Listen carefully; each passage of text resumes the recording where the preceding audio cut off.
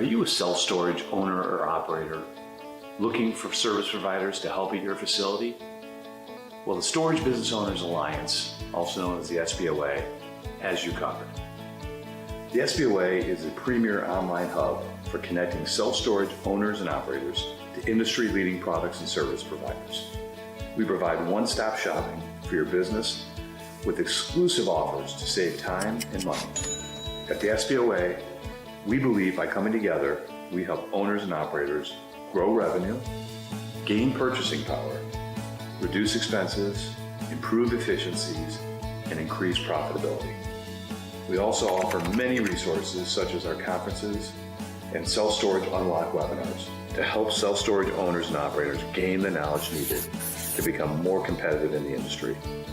To become an SBOA member or to find out more information, please visit www.thesboa.com today. We can't wait for you to join the Alliance.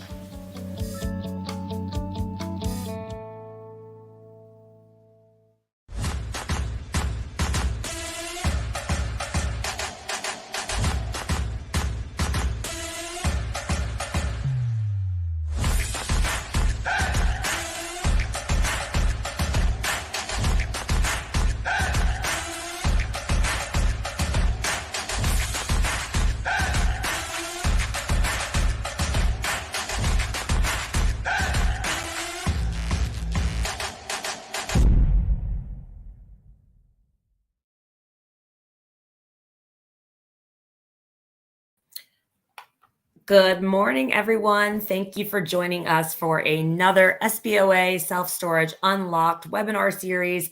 Today, we are talking all about how to properly plan PPC advertising. For those of you that don't know me, my name is Jessica Johnson. I'm the Vice President of the Storage Business Owners Alliance, better known as the SBOA.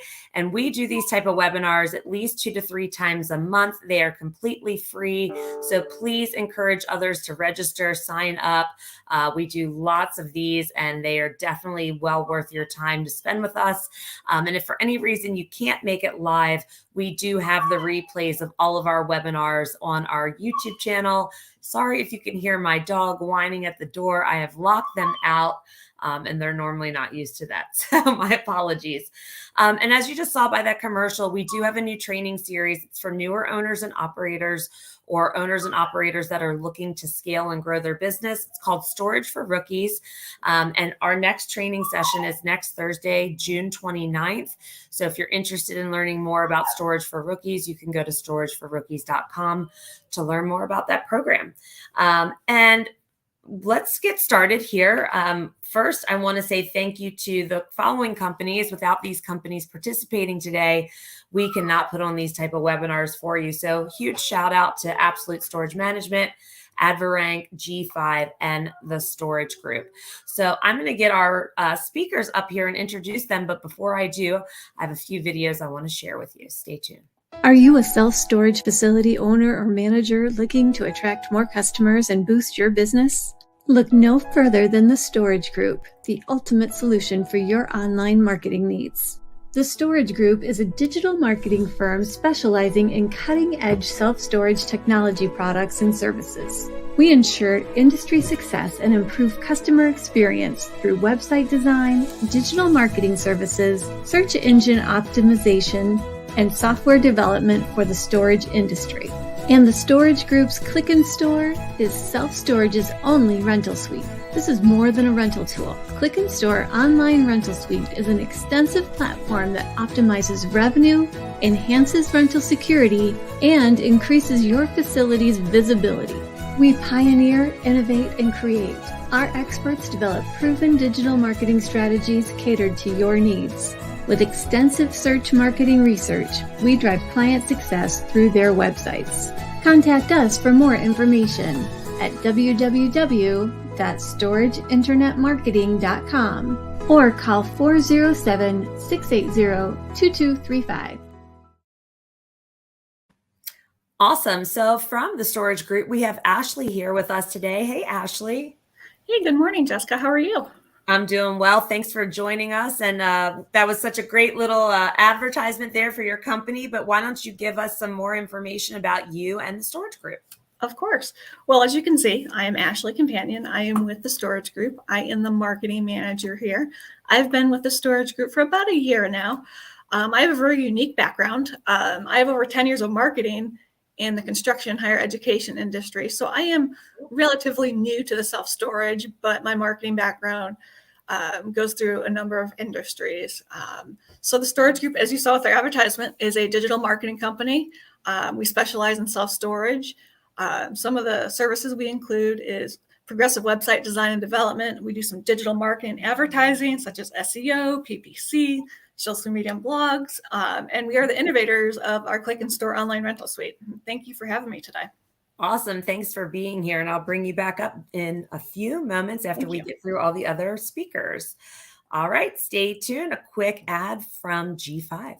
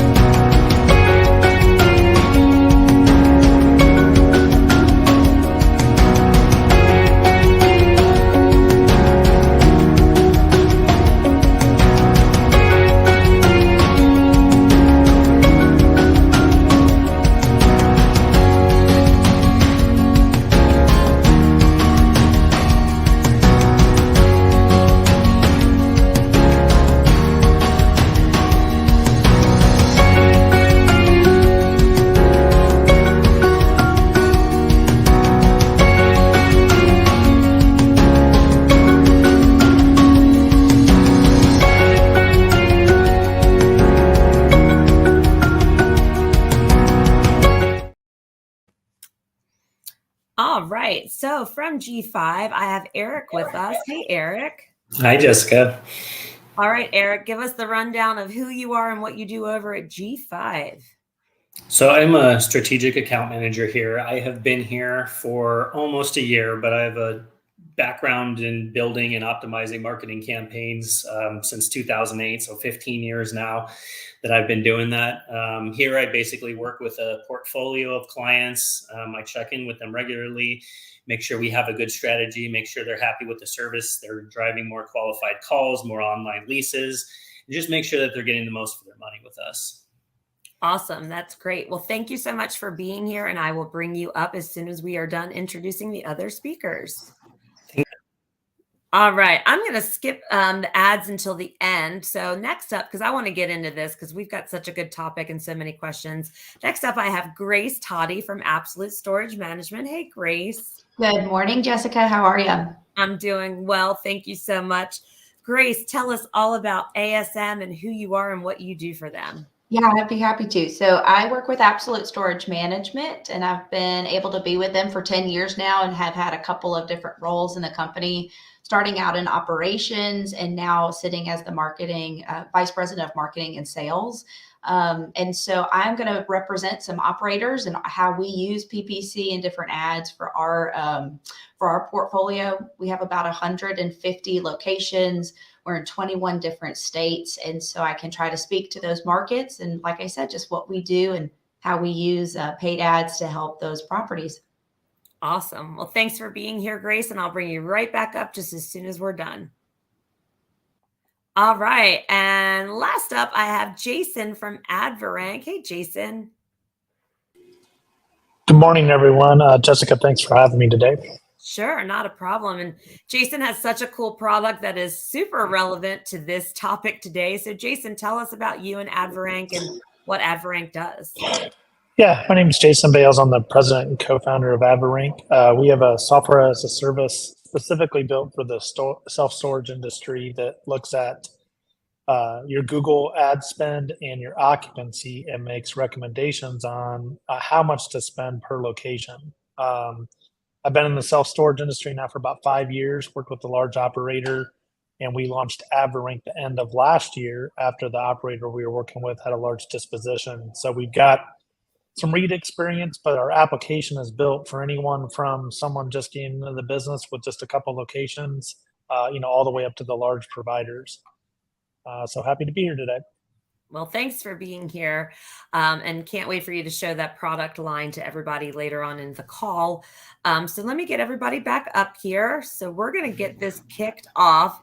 So Jason, you were just talking about, spending PPC advertising money, and we talked as a group about people saying, you have to at least be doing Google ads, but there's also some other avenues that they can take outside of Google ads that are cost effective that they might not be thinking about, like social media advertising, Nextdoor, Facebook Marketplace, social media influencer marketing. Does anyone want to talk about some of those other channels outside of Google that you're utilizing for advertising?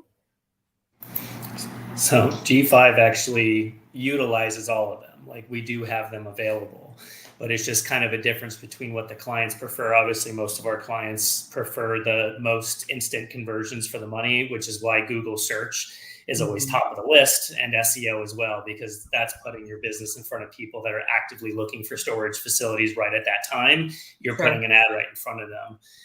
We kind of consider the Facebook, Instagram, Nextdoor more of display advertising, where you're basically showing your ad to a lot of people as they're using these platforms, but they're not necessarily going to lease a storage unit right at that time. So it does work. It's a good way to build up brand recognition. So I don't know about where you guys live, but here in Phoenix, we have these personal injury attorneys that have ads on the side of buses, on the bus stops, on billboards. They're everywhere. So when you need a personal injury attorney, you got a list of 5 names in your head before you even search of who they are.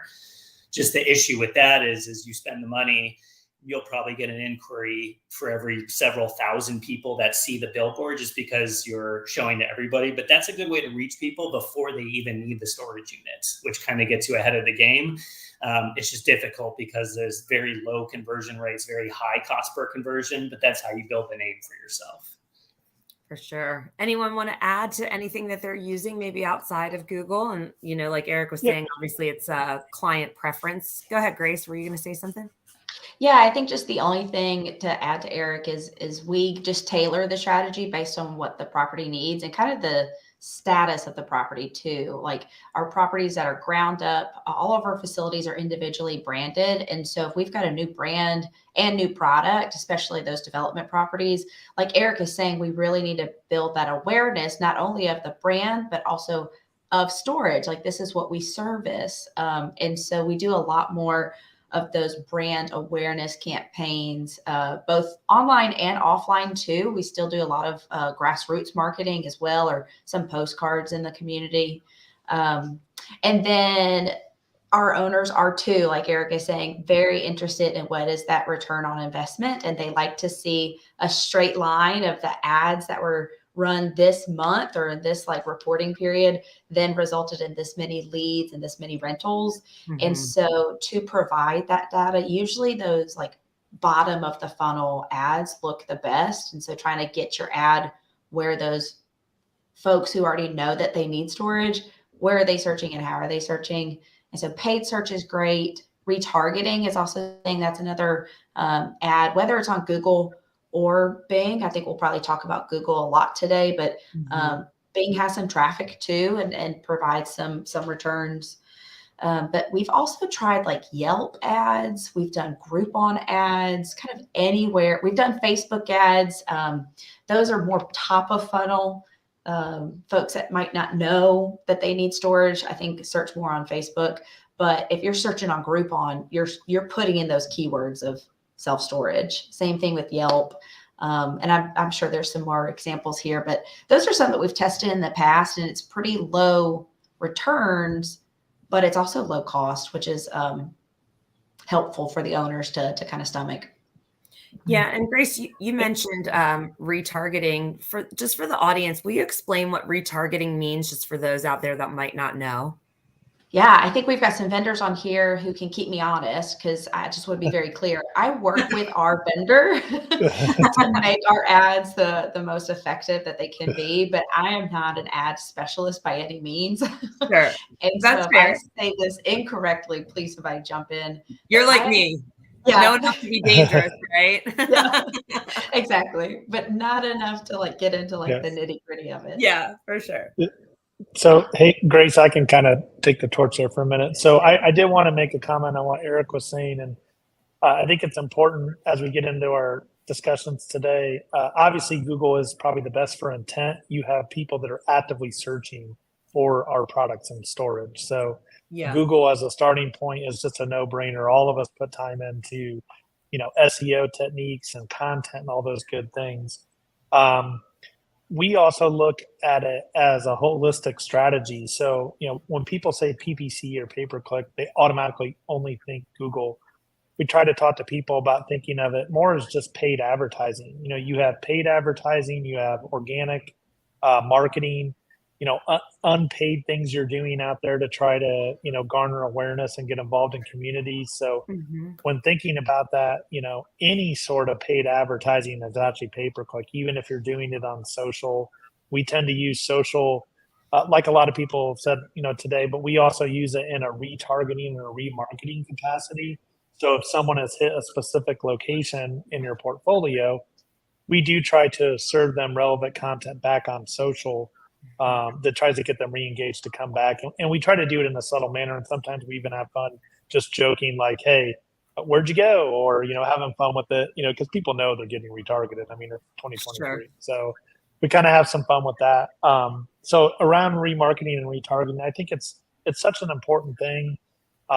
Because I won't say no one, but most people aren't buying at the first touch. So if they hit our websites, for the operators, we've got to still engage in that conversation. And, you don't always know where they're going. So we usually start with some display and remarketing and retargeting. I think that's one of our questions here, just somewhere. But Yeah, it is.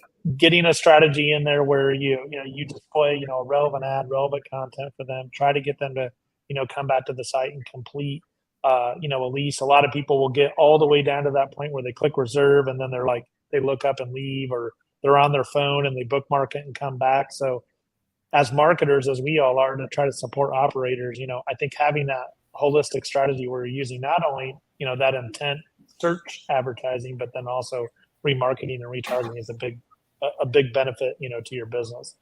Yeah, and I would just say on top of that, Jason, make sure that you are working with your website provider and your property management system provider, so that instance you're saying they get down to the very end and then it's like squirrel, they leave their cart. Make sure that your workflows are built properly so you're getting triggered that there's an abandoned cart. I mean, that's the hottest lead you could possibly have, right? They had the intention, something obviously happened. They got distracted. So I would want my managers knowing that there was an abandoned cart immediately and responding to that abandoned cart within like 30 minutes to finalize that lease. Yeah, definitely. I can kind of speak on that.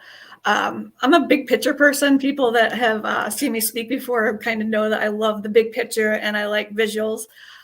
Kind of going along with all of that with Google Ads and Facebook and everything like that. I see it as a story. So it's putting it together in a loop. So whether you're retargeting or, you're utilizing Google Ads and then maybe going to Facebook, you're telling that story. You're bringing your brand out of there. And Jess, you're talking about abandonments and everything. We do have with Click and Star, we have an abandonment report. So whether someone sees that squirrel or, gets distracted or something like that, you can go in and take a look at the abandonment reports and see, who's looking, and you can reach back out to that one. So highly recommend that. So I think that's a really good overall picture of how we started off. Yeah, that's awesome. And just to remind the audience, we are asking poll questions. That first poll question is, we're asking you, do you currently run Google Ads? Yes or no?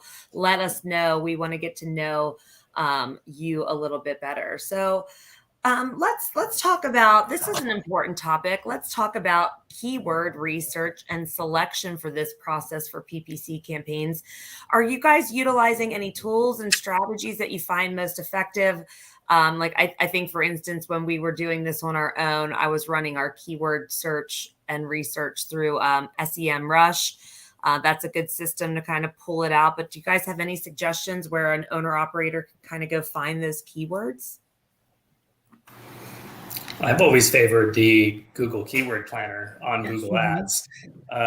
Issue with that is you kind of need to have a Google Ads account attached to your Google account. And then you can utilize the tool, and they can give you a lot of search trends based on as low as a zip code.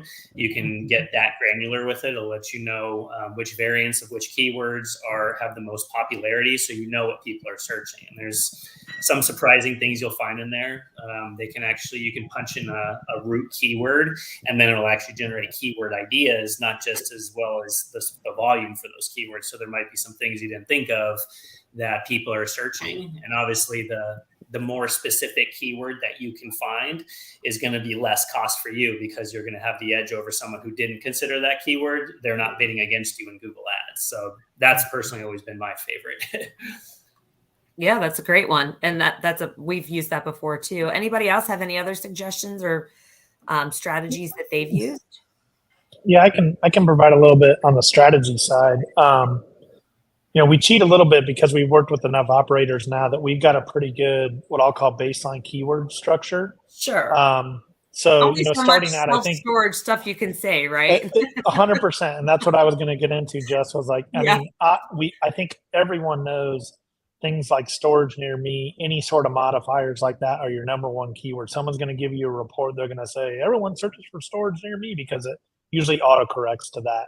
Mm-hmm. I think the thing where you can find some good wins is when you look at your individual property, trying to highlight what the features are. So, obviously the makeup of different operators, you have different benefits at each facility. One place might be all interior climate controlled. You obviously want to try to win climate controlled storage. Now, will a customer be searching that? Maybe not, but they might be using some sort of variance of that. Mm-hmm. So you want to have that in your basis. Another huge thing is parking. Post-COVID, people are adding parking spaces for RV, boat, trailers, making sure you have a tiered strategy around those keywords. So if someone just got their RV and they can't park it in their neighborhood, but it's a 53-foot RV, they need to store it somewhere. So when they're trying to search for storage around them, having those keywords that you're bidding on around those terms will be very important. So you don't need to get crazy complicated. It's just getting a good structure in place that highlights the features of your facility, because that's what people are going to be looking for. They're going to be looking for, they'll use things like, is it air conditioned, or, does it have climate, or weird kind of off phrases like that. Yeah. But the great thing with Google is it's going to capture some of that, because it's going to have those keywords within a sentence of when people type those. So that's my biggest thing with the strategy is, a lot of people will just go to either like an automated strategy where they'll just like Google spit out the keywords. I don't totally recommend that. I mean, if you're starting out and you're by yourself and don't have any help, I can see where you probably want to maybe do that. Mm-hmm. But you really want to have a nice structure of, specific keywords that highlight your property. And so that way, when people are searching, you can compete, in the area that you're trying to get customers from. Yeah, for sure. Yeah. Anyone else? Go ahead, Grace. I just wanted to say to that point, we've kind of initiated what Jason's talking about, adding those product specifics of parking. Even like we've seen increases in long tail searches. So people are searching for 10 by 10s. And so adding those specific sizes is interesting, but also features like security and 24-hour access, or like rent now options. Just kind of getting those granular additions has been helpful for us. Yeah, that's awesome.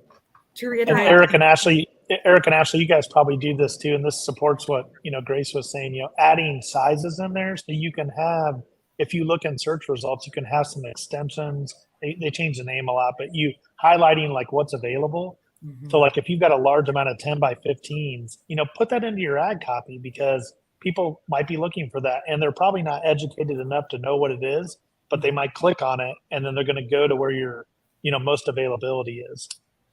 I agree with that. It kind of boils down to like, know your demographics, know where you're located at.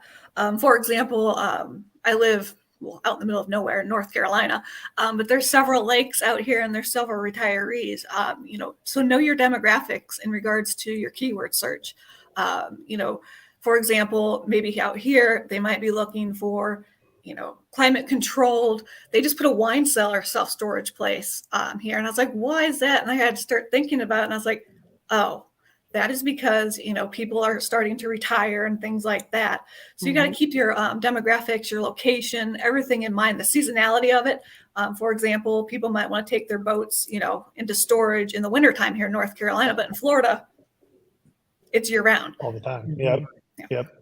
Yeah, and there's like really no true cookie cutter approach to it, right? However, there's some main categories that are going to be the same across most facilities. However, you do need to get down to the nuances of your particular location because it does matter. I want to pose this question from the audience. And audience, if you have questions, now is the time while we have everyone together. But this is from Olga. She says, hello, great topic. Can you talk about cost of client acquisition, how to calculate it, and what is normal? Also, what is reasonable return on PPC to expect? So I get asked this question. Yeah, a lot. I would say daily. I'm sure. And it's difficult to answer because depending on where your facility is, the cost for a lease, for an inquiry, for a click is going to vary greatly. Like we have like Sedalia, Missouri. I'm sure none of you have ever heard of that. I'd be surprised if you did. Your cost per click are going to be $2 to $3. If you have someone in Bakersfield, California, it's going to be a lot more. If you have someone in Los Angeles, California, it's going to be even higher. Just the way Google Ads works, it's a bidding system. The operators are bidding against each other. So the more people you have bidding, the more you're going to have to spend to get high on the page, which in turn increases your cost per click. So it's difficult to answer, and it's more of like a feasibility to determine if you're spending more enough. I mean, we do have some data as far as like a benchmark across the country and the state from other RealPage and G5 clients, so you can see if you're performing at the benchmark. But it's really just impossible to tell.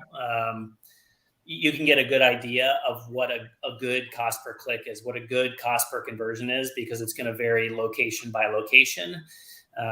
But it should be, they should have some benchmark data for other clients in the same area, how they're performing to see if you're above or below benchmark. Yeah, I would encourage any operator here to ask that question at your state association luncheon or trade show. Ask other operators in your area, because Eric is right. Specific metros and locations, it's going to vary. I think we could all kind of give a range, but we operate in kind of secondary and rural markets, only a couple of primary markets. And so my benchmarks are going to look different than yours. And those benchmarks look different in our Texas locations versus our Colorado versus Alabama. For sure. Yeah, For sure. always know your competition and what's around you. Yeah. That what Ashley said so important, because even in secondary markets, if you have a high density of operators, that drives that, cost per acquisition up tremendously. We've seen customers in some southern, secondary markets where they are like bidding it out, on a daily basis to try to capture that search traffic. So yeah, Olga, that's a great question. And that is one of our kind of holy grail metrics as marketers that we want to provide. I think one thing that we've done in the past is defining that, out of the gate. So like once you've identified what your cost per client acquisition is, you can start to work as a team to either do different techniques to bring that down. But the goal really on the return for us on PPC is really trying to drive occupancy. And the reason we've simplified that is because at the end of the day, any marketing and advertising activity you're doing should try to drive rentals, which is occupancy. So what we look at is if we've made a change, made an update, done a campaign together, what's the start date? What's the run? Where are we at the end? Did we finish good? Are we net move-ins? Do we have higher occupancy? And that's kind of a starting point. And then you can start to really start digging into the weeds. Once you've gotten to the point where you're seeing certain techniques work, then you can start getting into some of the nuance of all that. But we tend to say, okay, we're putting effort in here. What's our occupancy goal? Let's try to set a goal. Let's try to do activities to get around that. And that's a metric we use as far as return, because there are calculators out there, and I think everyone else would agree. There's calculators out there that can show you, return on advertising spend or cost per client acquisition, but they aren't specific to your location. So I wish, Olga, we had a better straight answer for you, but there is no real straight answer. So I do like Grace's, ask other operators, what 100%, they're comfortable telling you. What's your cost per click? What's your cost per conversion? And that'll give you your range. But it's just what someone would consider good. Someone might be paying a lot of money and getting a lot of leads, and they think it's good. When someone who's paying less might be getting the same amount of leads for less money, but you really don't know unless you can know what your nearby competitors are spending and what they're getting. Yeah, I think there's, Jessica, I don't know if I'm putting the cart before the horse here. I think there's other KPIs that as an owner, I need to know what those are, because that kind of talks to more of the health of the ad itself. Cost per lead or cost per acquisition, that's a great kind of end of the road.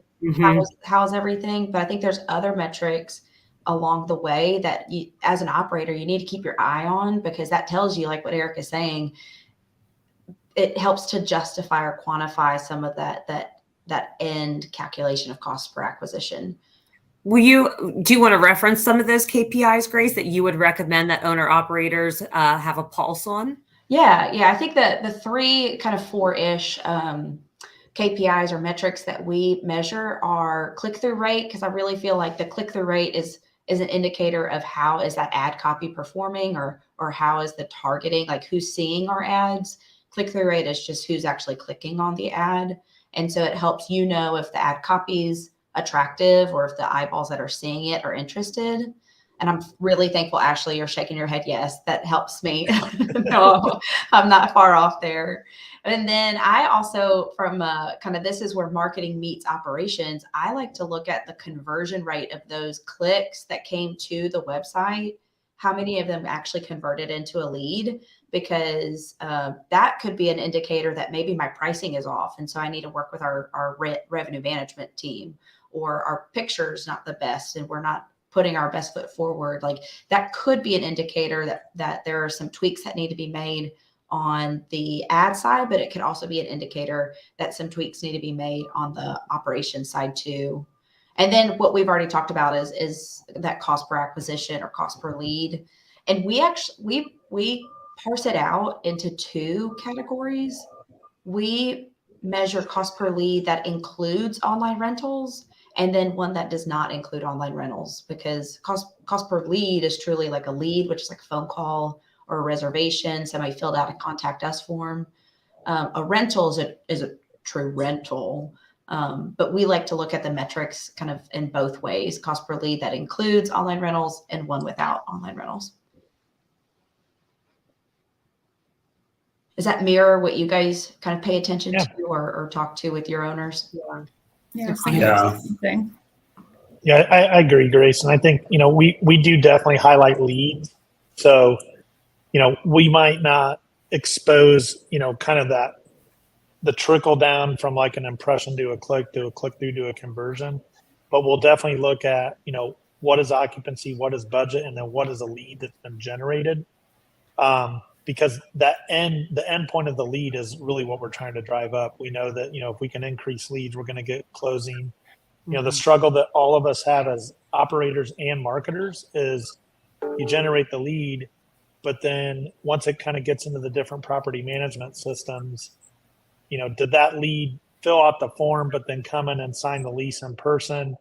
Or, did they start the reservation on the website and then come back with a different email? So we're never going to be able to track that. That's why we've kind of skipped over some of the within the property management sense and just look at then occupancy. So we increased leads, we saw occupancy go up. That's a pretty good marker that we're having success. If that's flat or in decline, we have to do all the things you were saying, Grace, where you need to, okay, let's dig into some of the nuance of that. Let's see if we're just getting beat on rate. Especially if you're a smaller operator going against a larger operator, especially like a REIT style, potentially you could be getting beat just on overspending by a competitor, or just, someone lowering rates for a short amount of time and they capture up, a customer that you may have had because, someone adjusted rates really quickly. So I kind of went on a little bit of a tangent there, but yeah, I agree with that. Those are good metrics to look at, to kind of look at health of what you're doing. Yeah. And Olga's asking, and this is hard. I think this is a hard question to answer too. How long does it take for a campaign to reach its full potential? Depends on the campaign, right? Is it a good campaign, bad campaign? What was the goal of the campaign? I mean, that's a pretty, I think you need to get a little bit more specific on what you mean by that. But does anyone want to try to take a stab at that one? That's another common question that I get asked is, when are we done optimizing? When is it going to perform the best?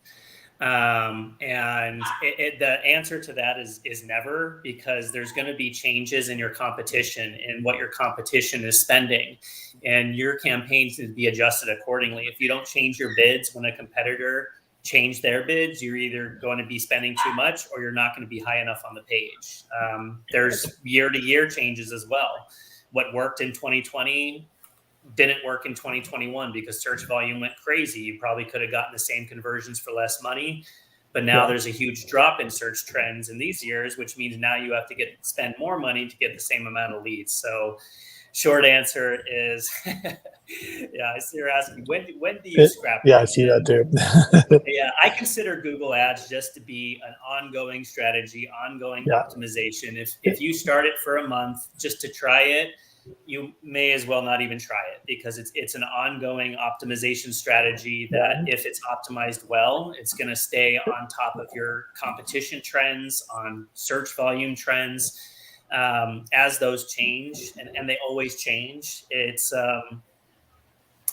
I guess if I had to really answer when do you scrap an ad campaign, is when you have, that's a tough one, is when you have been optimizing professionally, you've gotten all the help you need, and digital advertising, as far as Google Ads, is just not getting you the amount of leases you need for the money that you're spending. Like there's no positive return on investment. Then I wouldn't scrap advertising, but maybe invest more into branding campaigns, other SEO strategies, and things like that. I think Ashley and I are both itching to add to that. Ashley, you go ahead. I feel like I'm a broken record, but here's my big overall picture and how I look at it. I look at it as like a spinning wheel that just keeps going and going. And you might reach that goal for that, that ad or something like that. Well, once you reach that goal, why not move it forward? Why not, do additional? Or do we want to revamp it? You always have to be ready to pivot and continue. So that's kind of my overall picture. Like I said, I like overall pictures. Yeah. And I mean, we've even internally done, we've done ads before, and I'm like, it's silly. I don't think it's going to work. And it's had the best engagement rates that we've ever had.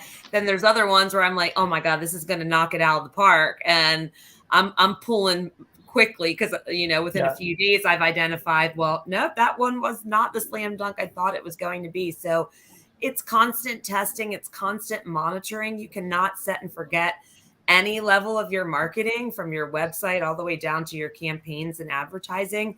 I mean, I think it's something you should definitely be monitoring thoroughly. That leads me to our question. We did ask. And hey, Jess, I did have one thing that might help Olga a little bit. So there is one definitive point where I support everything. You don't ever scrap it. But there's a situation in storage where if you want to start to reduce your advertising spend, that would be when you hit an occupancy goal.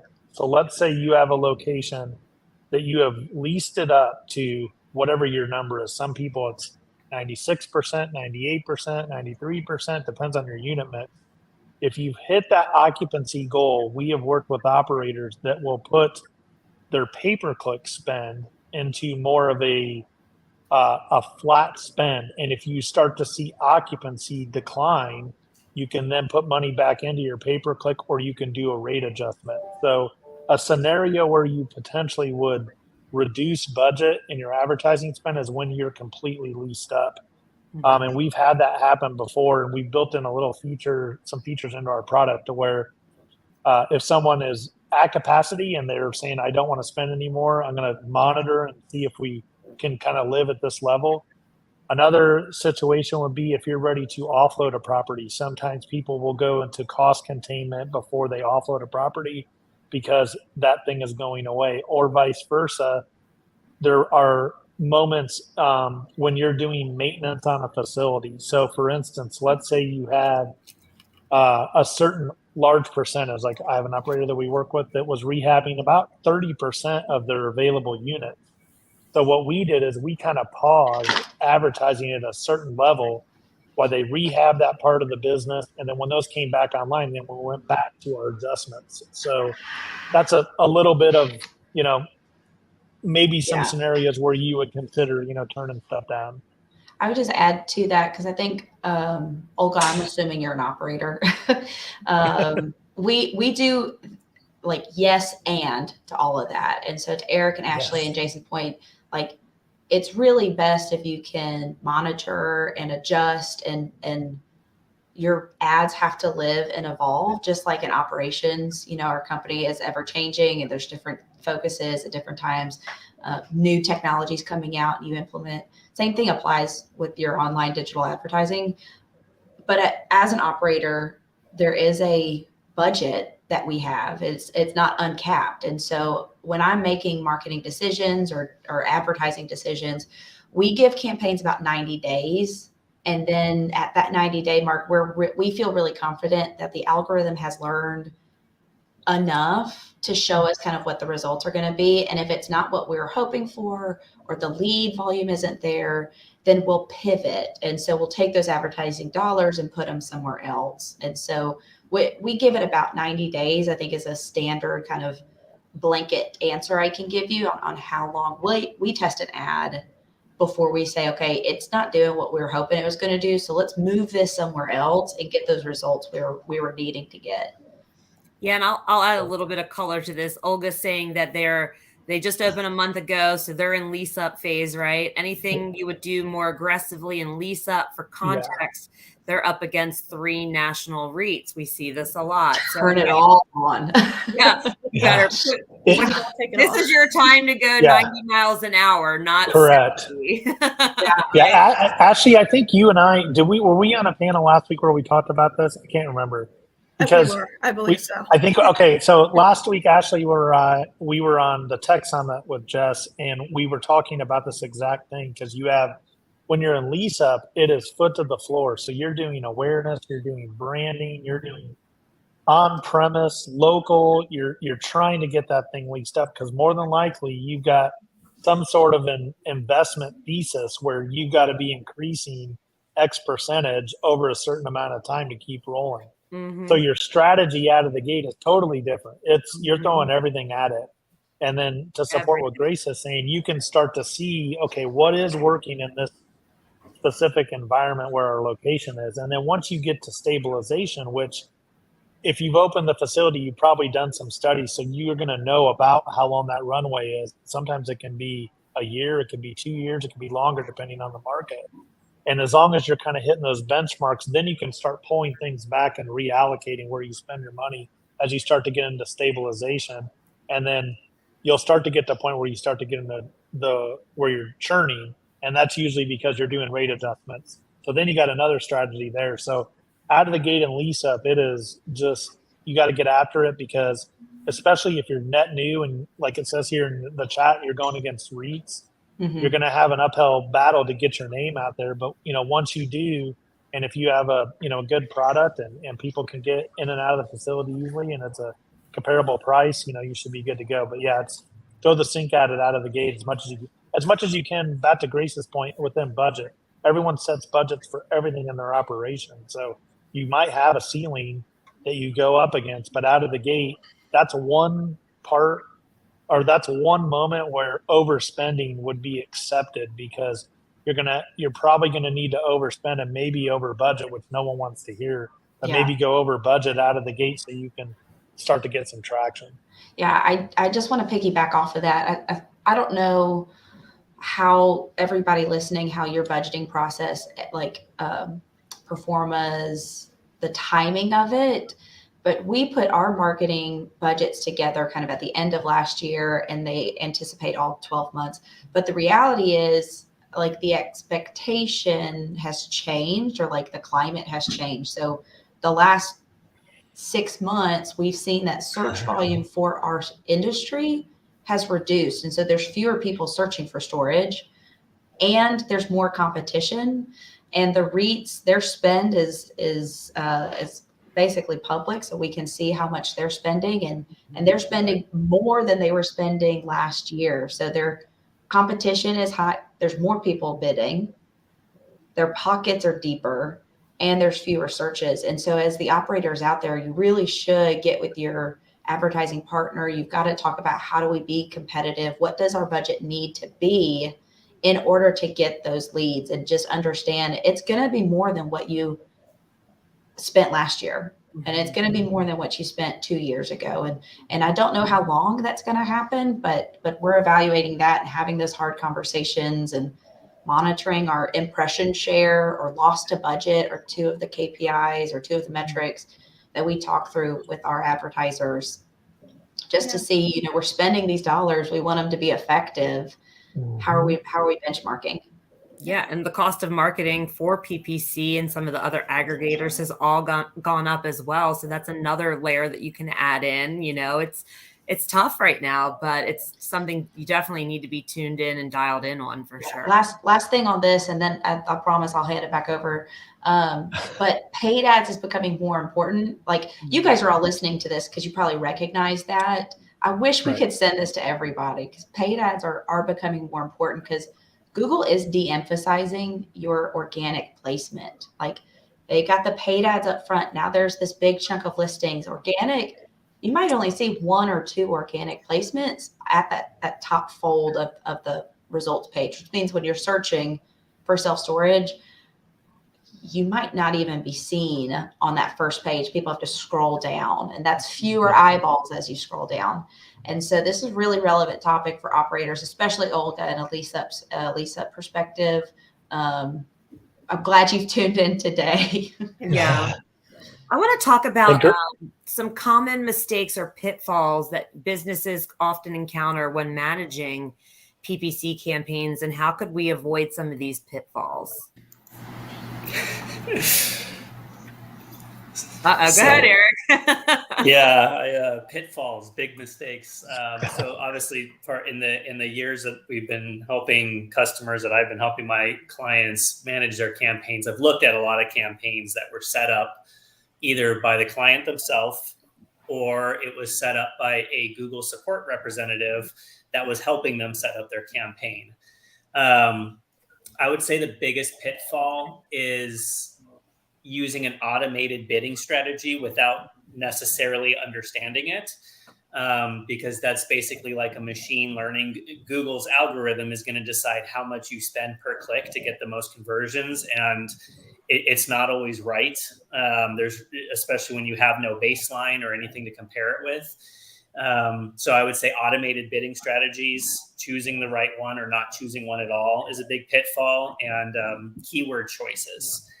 I like broad match keywords. Like, if you put the word storage as a keyword in your marketing campaign, you're going to get clicks for everyone searching for Christmas tree storage bags or external storage hard drives. Sadly, I've heard some Google representatives recommend broad match keywords, and I've seen them use up 99% of the entire month's budget for completely unrelated keywords. Correct. So There's a lot of pitfalls, but those are probably two tops that were the most costly to our clients. Yeah, I'll extend Eric's comment there. That's when I'm looking at my notes. It's number one. If you're using a group like one of us, we're going in there and our PPC teams are more than likely looking at the individual campaigns themselves and making adjustments. I just saw this I think it was yesterday.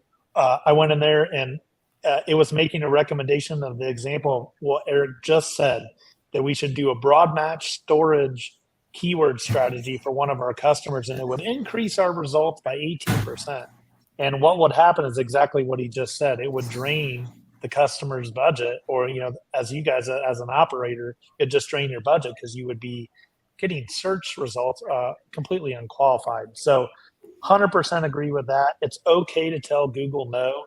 Google has a very aggressive sales team that will email all of us on this call, all of you that if you've even signed up for Google, and they will constantly be trying to, basically upsell services.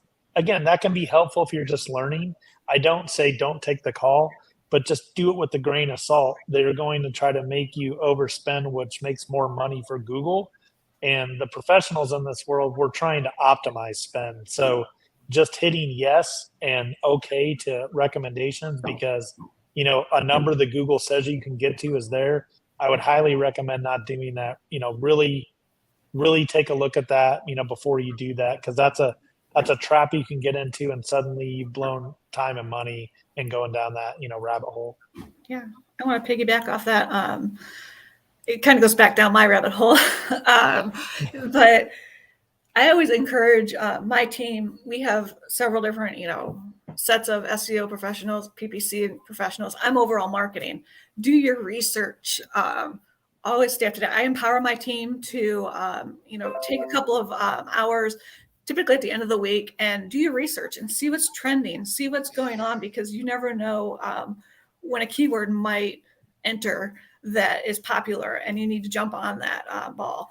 You want to make sure your keywords are selected properly. Kind of like Eric was saying, poor keyword selection. Storage, my goodness, you can store everything if you want. Correct. Make sure that you're analyzing and testing it and checking up on it, because I can go down a rabbit hole with, spam clicks or something like that, and that's going to bring your budget. So always be monitoring, always be on the ball, always be at most up to date to what is going on in regards to keywords, PPC in general, and your platforms. Yeah. Can any of you give an example of a successful PPC campaign that you ran and achieved really good results that you could share with the audience? Anyone? Yeah, Eric, go ahead. So I was just saying, as far as most of our lease up strategies for newly constructed facility, we have a very good way to drive kind of pre-sales. I know things that are not necessarily opening, but opening soon in a week or two. Mm-hmm. We always kind of go in with our benchmark tool to look at in that zip code, how many searches are there, how many ads are running, how many competitors are running ads. So I would say our best performing campaigns are lease ups, because we do a very aggressive budget. We do, like Jason was saying, pedal to the floor about all platforms and getting things out there.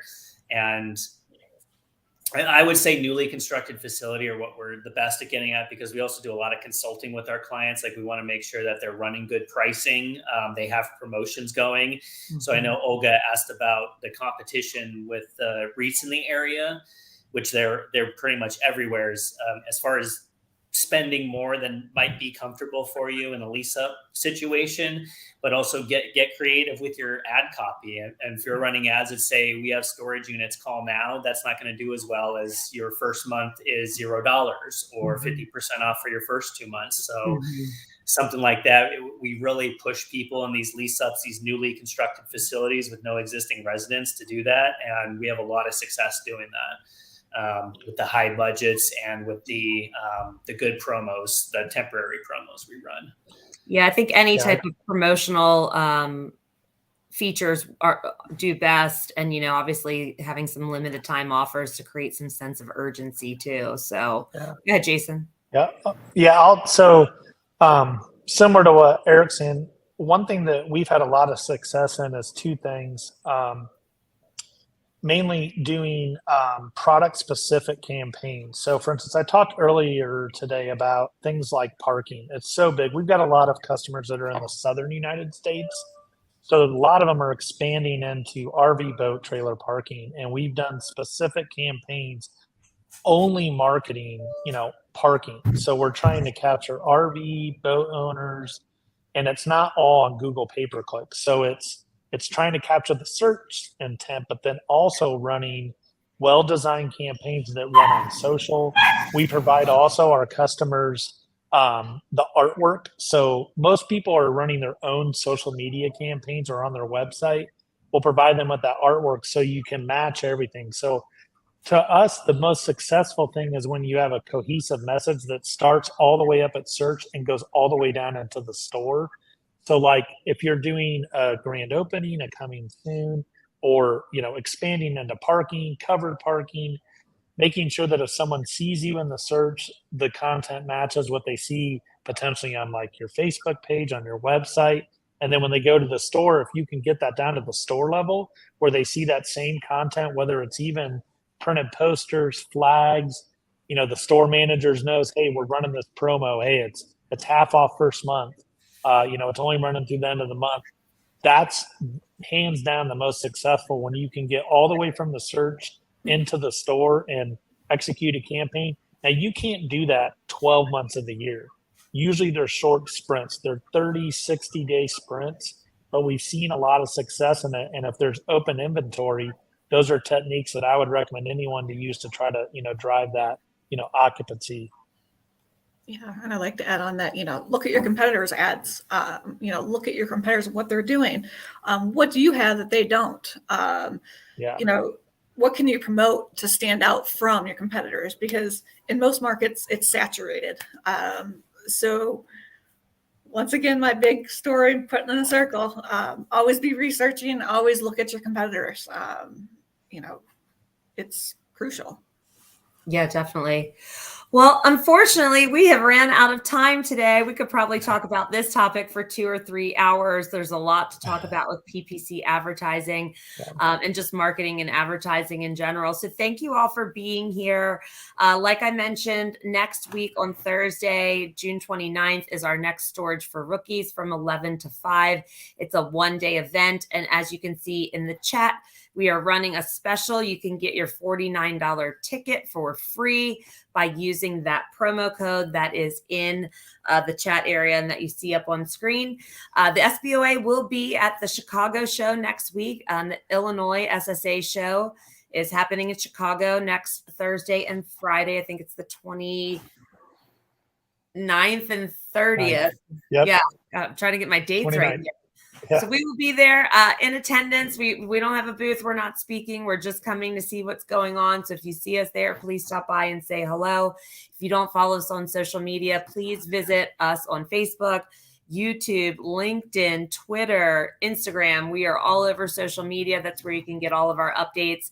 And again, we love doing these. We put these on 2 to 3 times a month. So if there's any topics out there that the audience would like for us to cover, please reach out to us. You can email us at info@thesboa.com and send in those submissions of what you want to hear from us, and we will do our best to deliver. I have 2 final videos for the day to show you, and then we're going to let you go. So thanks for being here, everyone.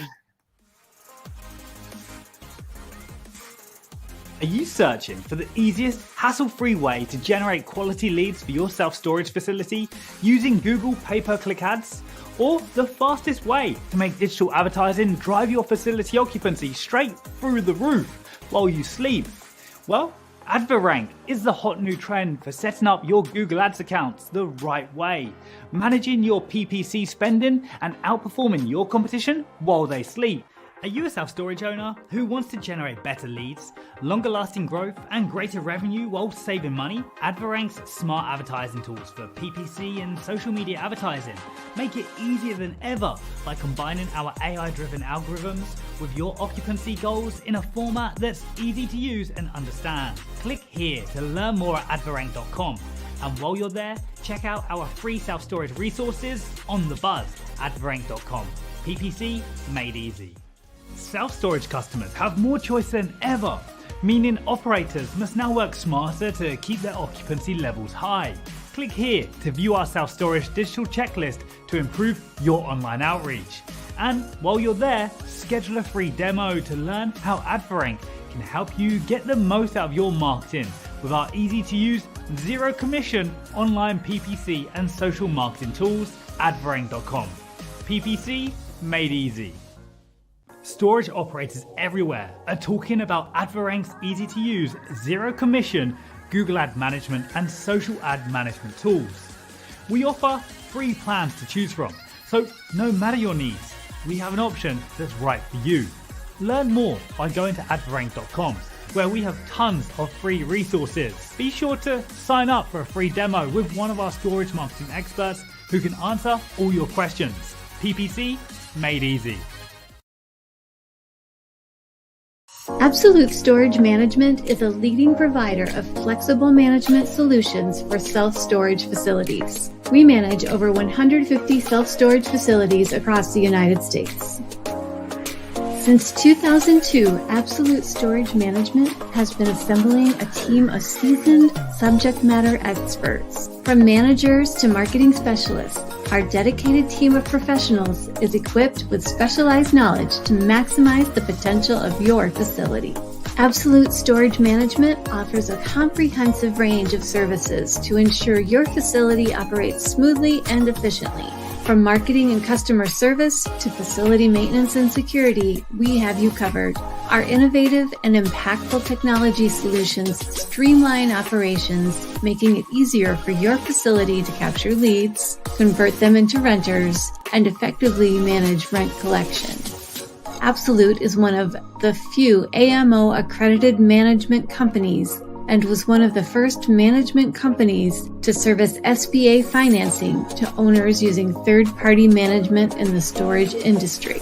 Absolute understands that your bottom line matters. Our proven strategies and industry knowledge drive profit maximization.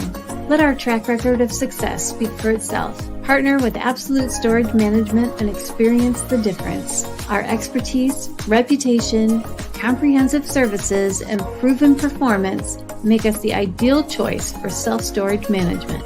Contact Absolute Storage Management today and let us take your self-storage facility to new heights. Absolute Storage Management, your trusted partner in self-storage management.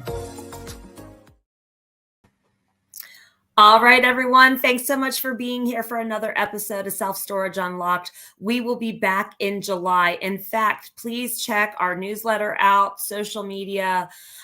We will be posting Q3, all of our events that we have scheduled for Q3, just like today's event. Some really great topics that we're bringing to you in the third quarter of 2023. So stay tuned. You can always visit the SBOA.com/upcoming events to learn about our upcoming webinars. So hope to see you soon. Take care, everyone. Have a great rest of your day.